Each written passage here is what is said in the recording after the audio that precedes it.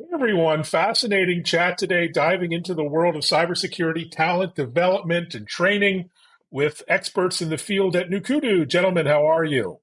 Doing great, Evan. Thanks for having us. Thanks Well, for thanks having for us. being It's here. great. Really hot topic in the security industry, workforce development and training, the future generation here. Why don't we start with some introductions? Michael, we'll start with you and then move to Shlomi. Yeah, hi, Michael Blair, Managing Director of Nukudo.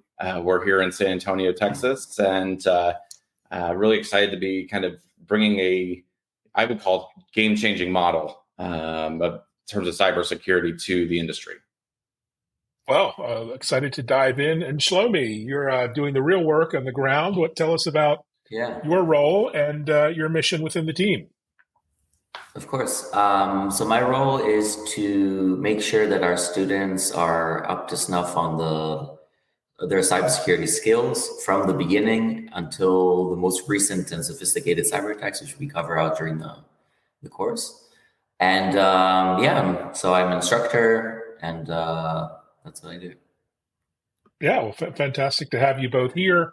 Maybe we'll start with you, Michael. What's the big idea behind Nukudu, and how are you different from, the array of workforce talent companies in this space? Yeah, Evan, it's a great question. I would say for us, I know you're asking about, kind of what is the, what inspired the creation, right? But I think for me, the bigger question, honestly, is just to talk a little bit for a second about the problem. So in March, you had the White House send out a report, right, that said there was a shortage of 500,000 Americans working in cybersecurity, 3 million internationally. And that, I think for most in the cybersecurity industry is an interesting number. When we look at the entry level jobs that are being put out there, every single employer is getting hundreds, if not thousands, of applications for those tier one jobs. And so how can you have this kind of coexistence, right, of White House saying there's a shortage, this big of a shortage of Americans working in the industry, and the industry being overwhelmed with, call it, thousands of people applying for their tier one opportunities? And I think, to be honest, it just comes down to the real problem, right, which is that the education that is being provided, unfortunately, in this country for too many people is not the actual skill sets that the employers want to hire on day one. So what has that forced the industry to do, right, is to create, kind of call it a new tier one, right? We would be, if someone would give them the skill sets, right, that would be the entry level. But that's not what's happening, right? So what's happening is companies don't have necessarily a whole lot of faith in the, let's just call it, traditional workforce development entities in this country when it comes to things like cybersecurity. And so they've had to create these tier one roles where, to be honest, they're just looking for things, personality traits that they like, right? Are they logical? Are they highly analytical? Are they a good culture fit, right? And what they're going to do in those tier one jobs is they're going to hire somebody. They're probably going to stick them on a desk, right? They're going to do the same, let's just call it 5 to 7 job functions over and over and over again for a period of time that's probably somewhere around 18 to 24 months, because the average tenure right now in cybersecurity in our country is 18 months, right, at these operative levels. And so if you make it to the place where now you've shown, hey, you're loyal, you're going to stay, right, now it starts to become worth it for them to maybe start to invest in you as a human, as an individual, as a professional, right?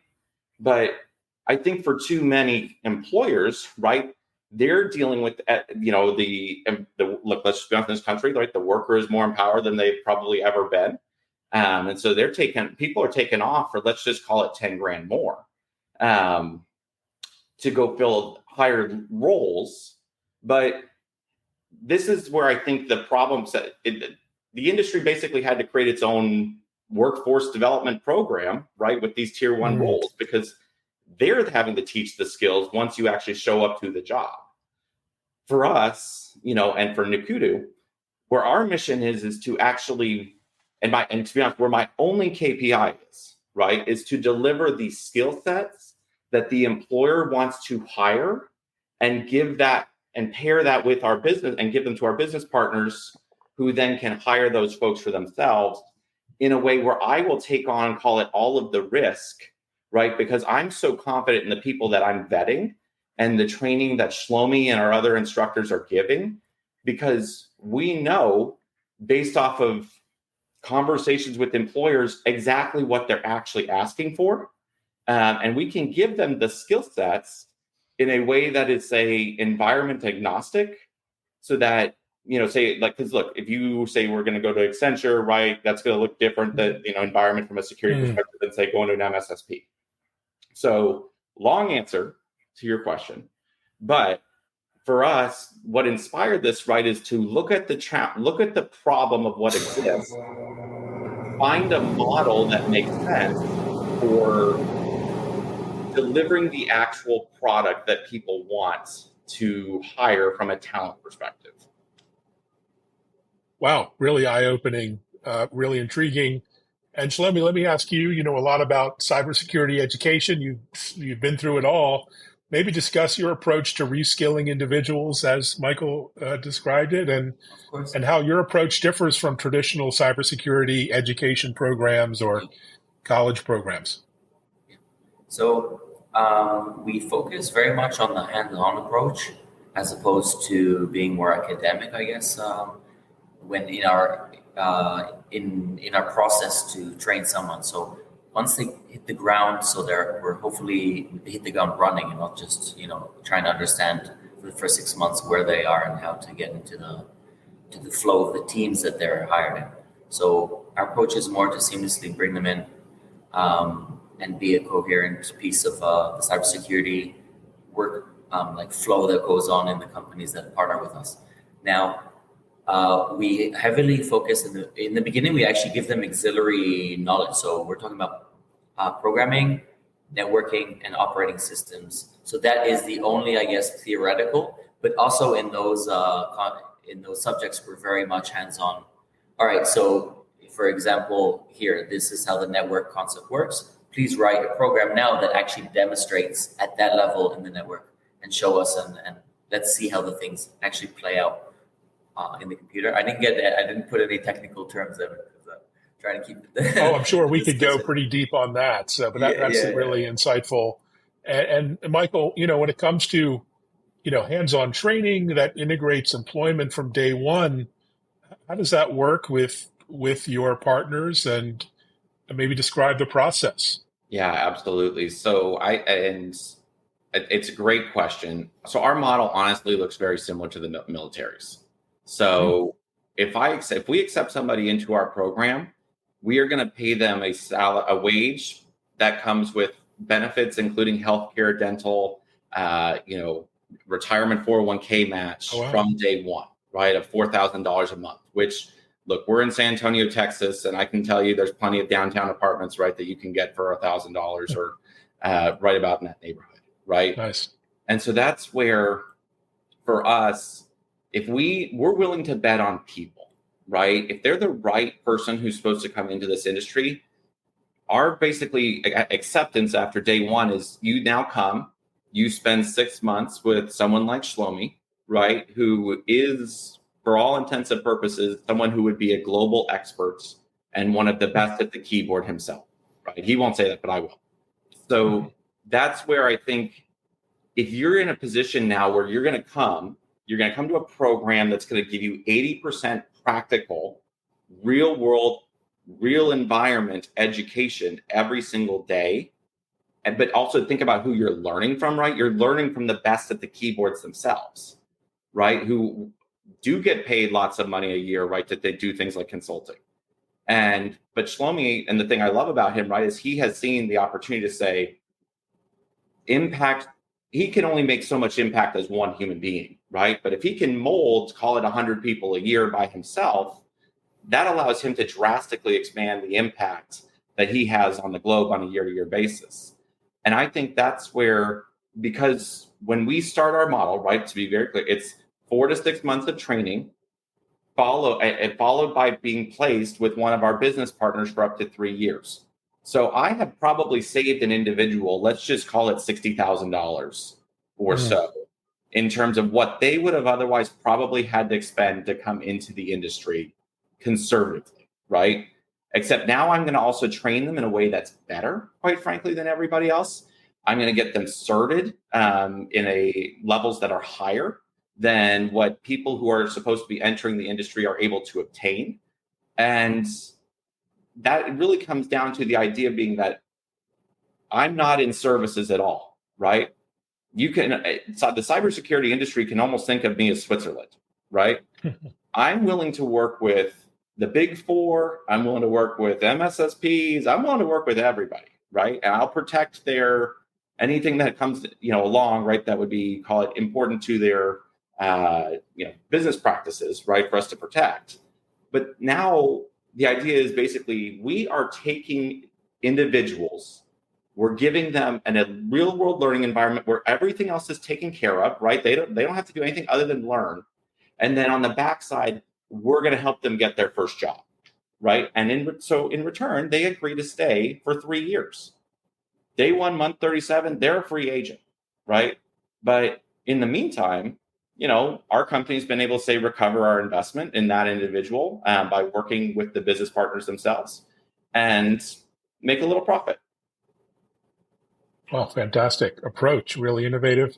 And Shlomi, tell me about the curriculum and, the program itself and how you ensure your graduates are job ready and have the relevant industries recognized certifications and, all the things that employers look for or worry about. So for the first 4 months, we go into the actual our course, what we call the homebrewed Nukudo sauce, where we train them. So as I said before, those are the introductory subjects. But then we start going into the actual cybersecurity content. The first aspect of it that we cover is what we call the red teaming side. So we teach them how to do penetration testing, and we go into all the aspects of it, and to finalize it or to actually test them and see how it works in the world. We create what we call today in the industry called cyber ranges. So we have our own. And now our students, which have, up until a couple months before the course, they were doing other jobs, tennis coaches and Uber drivers. And now they're actually at the keyboard, penetration testing a real network, fake network that we built, and now and testing their skills. So that's the red side. Then we move on to the blue side, which is it covers everything from network forensics, incident response, malware analysis, and anything that you need to know, to keep the environment, the organization, right? The SOC, what we call in every big enterprise, they have a SOC, which is basically the security operations center, which monitors all the products and all the integrations that are running in the company from that perspective. And our students go through an intimate knowledge with the systems that are in place, so that when they come in, they're not in shock. They know what's going on. And what we do there is, we give them a whole exercise of compromised network, and now they can go and, as if we simulate that they're in a SOC, and now they're trying to recreate the attacker's timeline. And this gives them, again, intimate knowledge and practice in the blue side of things. Once we're done with all that, which takes 4 months, then we send them to do certificates. One is the SANS 504, GCIH, I think. Yeah, I always get that wrong. I don't know the letters. And then after that, we do the OffSec OSCP. So these certificates are really recognized in the industry. One's more of they're both more red teaming, but obviously when you want to be a good blue teamer, you need to be a good red teamer, and vice versa. And these are considered pretty hard. It's not easy to pass them. And once everyone goes through these 6 months, I'll be careful, right? We're fairly confident, but I'll say we're very confident that there'll be great team members in any cybersecurity team in any company, being red or blue. Depends on what our partner needs. Right? Well, and Evan, it's an important note here, right? Just for maybe your listeners that aren't as heavy on, call it, the cybersecurity background, right? So what Shlomi's really talking about is this idea that we're teaching them how to play good offense as much as we're teaching them how to play good defense, right? Because that's actually something we've discovered even in our own hiring, right, in the US, is that things here, it's very interesting. People get very specialized very quickly, right? And I think one thing that makes the US environment very different than, say, maybe either other components around the globe is that because people allow themselves to get so specialized so quickly, I think sometimes the employers, right, would tell you it makes it hard for even folks to sometimes think like the opposite team, right? Or think like the adversary. And that's where, again, where if we're trying to lay this foundation at the beginning, right, where remember, we've gone out, we've filtered through a lot of people. We're going to accept less than 1% of people who apply for our program more competitive than Harvard, by the way. But that's also where I would say, what are we doing there? We're going to go try and find the right human first and foremost to figure out who needs to be brought into cybersecurity, because we want to bet on them, right? These are people who are highly analytical, very logical. They're lifelong learners. They've even got soft skills, right? Which actually is kind of a distinction, right? Say maybe even some other programs or even some of the best programs in this country, right? Because, and I say this lovingly, right? Like, this is an industry that like 10 years ago, right, was a bunch of nerds, right? Which is actually, I think, when it was really at its best, to be honest with you, right? But what happened, and it's kind of what happened in our country, right, is I think kind of the traditional American workforce development system figured out that if, say, they kept turning people out who, were in degreed, right, in cybersecurity, that they would be making $100,000 like right out of school, right? Because there was a personnel issue, they needed them. But what's happened, I think, over the decade is the industry now has a different problem, right? Even within its current workforce. So one, we have the struggle for the current workforce, or to get new workforce in, but we also have the struggle with the current one where a CISO I was talking to the other day basically told me he thought that like 85% of the industry can basically follow a handbook, and that's about it, right? Wow. There are certainly ways that you can get promoted by being able to do those things, right? But what we're genuinely trying to go find, Evan, is the raw human that's going to succeed, because they have, call it, the core traits of what this industry used to be, right? Exclusively. And they are the future leaders, right? I mean, that's where I think for us, like, we want to be known as an elite source of talent, right? We're not trying to train everybody, to be honest, right? Again, that's the nice position what you can get at when you say, hey, I'm willing to invest in somebody versus I'm willing to take your money, is this idea that, like, I am just as committed to the people coming through my program getting that first job as that individual is. And I don't know when in this country we decided, right, that our education providers shouldn't be on the hook, right, for actually helping that employer or helping that student get that first job with an employer. And I think that's something that, we really should, as a country, be demanding more accountability, because, people ask, like, what's some advice you'd give to, call it, people who are looking to come into the industry, right? To me, it's, who are you learning from, right? I mean, because we all look at, in America, we've all decided that the largest check we have to write is somehow a sign of the highest quality program, right, that you can reach. But I would argue that, like, there's a lot of people sitting in workforce development circles who they definitely don't have the background that, like, Shlomi does, right? And it's interesting because, again, remember, my only KPI is to deliver the skill set that the employer actually wants to hire. So we believe, and just in our model, right, we are evolve or die, right? We have to make sure that our second class is better than our first class, right? We have to make sure that the person who we graduated from our program 6 months ago is still getting all of the professional development, right? That would make sure that they're continuing to progress over the 3 years that we say have the commitment to our business partners. And this is where I just genuinely believe that there is real opportunity in this country if you bet on people. And that's what we're doing. but we need to make sure that we're betting on the right people to come back into this industry and to help deal with an industry that, quite frankly, has massive amounts of challenges right now. Wow, wonderful thought. And it almost sounds political. I'm not going to get into politics, but whatever side you're on, it sounds like a great campaign pledge for 2024. Really amazing mission. And to talk about your business partners, your customers, some of your alliances, you work with incredible companies like Accenture.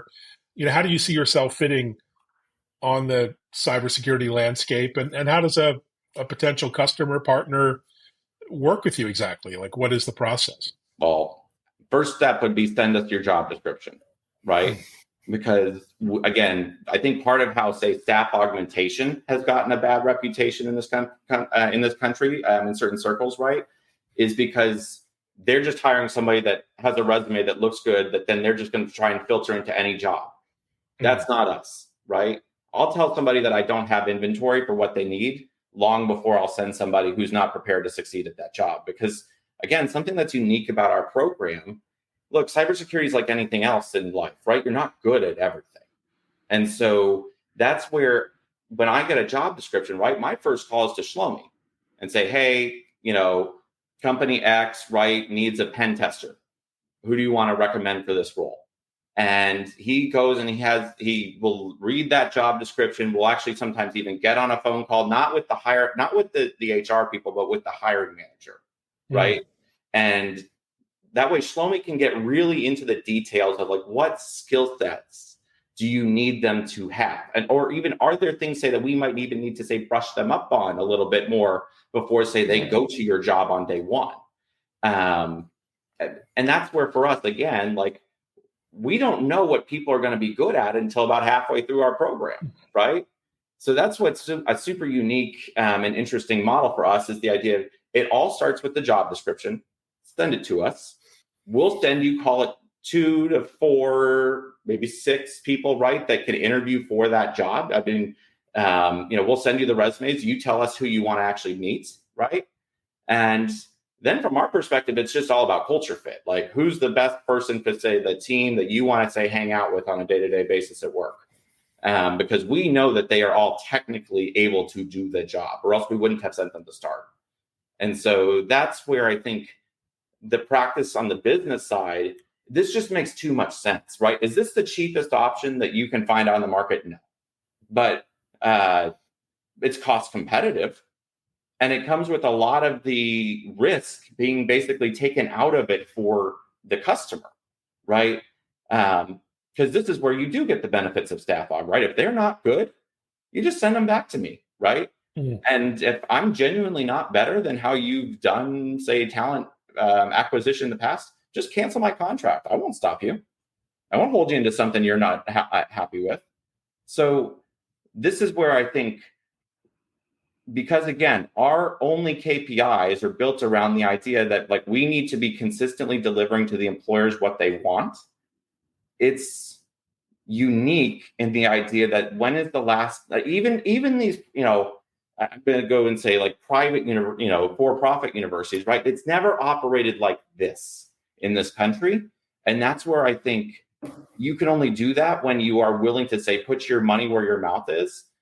And honestly, Evan, I think if you're like me, right, and you believe that, talent is equally distributed, but opportunity is not, this is how we start to really create a win, not just a win for the business community, but a win for the human, right, that needs to go enter into the industry, because we're basically willing to kind of call it this unique place in the middle where we can help to align people and to be invested in people. And be that, person who helps them enter something that is challenging. And they know that, hey, sometimes I get asked, right, this sounds too good to be true. No, it's just that everybody's motives are all aligned, right? Like, I'm equally as invested in, say, the employer's great experience as I am in the human who's entering my program's great experience. Why is that? Because they're going to go off, and day 1, month 37, they're going to be a free agent. And guess what? I bet you within 2, 3, 5 years, they're going to be sitting at the top of an organization and now in a position where they want to hire. And well, guess what? I want them to remember that they had a spectacular partner who helped them enter the industry. And now it's their turn to get to offer some new ways in for people. And so it's really not too good to be true. It's just like we took what was almost, call it the military model, right? Because think about who else offers you to basically come and learn and pay you to do that, and then helps you get your first job. The military. So we took that and we applied it in a civilian context, and it makes sense and it's better. Wow, that's quite a mic drop moment. And so, yeah, congratulations. Very exciting. And Shlomi, on your end, I'm curious, as a trainer, how do we train the trainers? How do you keep up to speed on all the cutting edge developments in security? And there's so much happening. How do you stay on top of it all? Yeah, so our trainers are people who come from the industry, both as software developers, penetration testers, guys who live the cybersecurity life cycle on a day-to-day basis from the industry. And the question is, so then how do these people, how are they up to date with what's going on? And we participate on Nukudo, and we have presence in the conferences that are around the States. So for instance, let's say this week last week they just closed up Black Hat 2024, right? So there we followed the buzz about the AI, and then now we want to understand, okay, what's the ramifications that we need that our students to understand. So for instance, the whole idea of the prompt injections in LLMs, that's like a big topic of discussion now. It's one of the aspects in AI security, if you want to call it. So yeah, now we're gonna go to the conferences, see what the people are talking about, and then reflect upon it, see how we can incorporate that into our curriculum and build it into first lectures and exercises, and then into into the whole real life exercise that we built. So the students will meet it in a couple of contexts along their path in their journey to train.